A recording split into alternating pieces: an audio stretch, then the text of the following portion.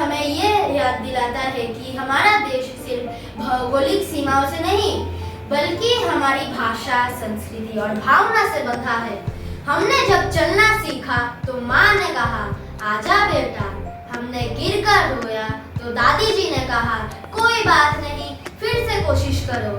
इन भोले, सरल और कोमल शब्दों की भाषा थी हिंदी। हिंदी वह भाषा है जिसमें हम सबसे पहले अपनी मन की बात कहना सीखते हैं। आज हिंदी दिवस है। हर साल यह दिन आता है, भाषण होती है, कविता पाठ होता है। क्या हिंदी का मतलब इतना ही है? क्या हम हिंदी को रोज अपनाते हैं? हम तो रोज हिंदी बोलते हैं, तो अलग से इसका दिन क्यों? बिल्कुल सही सवाल किया बच्चों। हिंदी दिवस सिर्फ भाषण का दिन नहीं है। यह दिन हमें याद दिलाता है कि हिंदी हमारे दिल की भाषा है, भावनाओं की भाषा है। हिंदी सिर्फ भाषा ही नहीं, यह हमारी पहचान है, अपनापन है और आत्मसम्मान है। लेकिन मैम, क्या हमें बाकी भाषा नहीं सीखनी चाहिए? जरूर सीखनी चाहिए। हिंदी हमें हमारे देश, संस्कृति से जोड़ती है।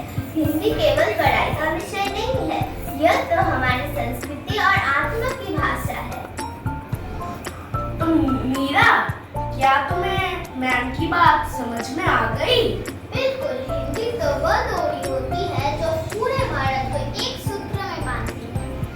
हमें हिंदी दिल से अपनाना चाहिए।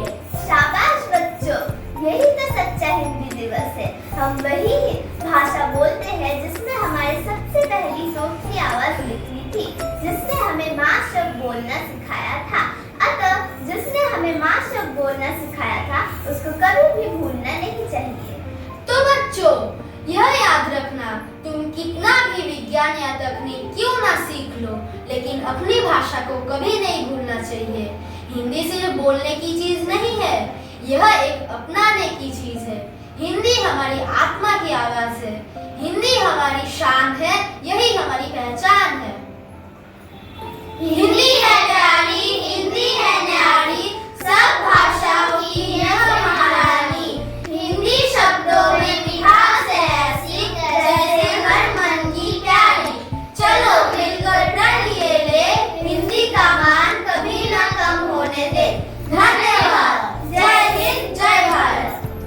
भारत की पहचान है, मिलकर गाए सबके संग, हिंदी का जय गान है। मातृभाषा का मान बढ़ाए, हर दिल में सम्मान जगाए।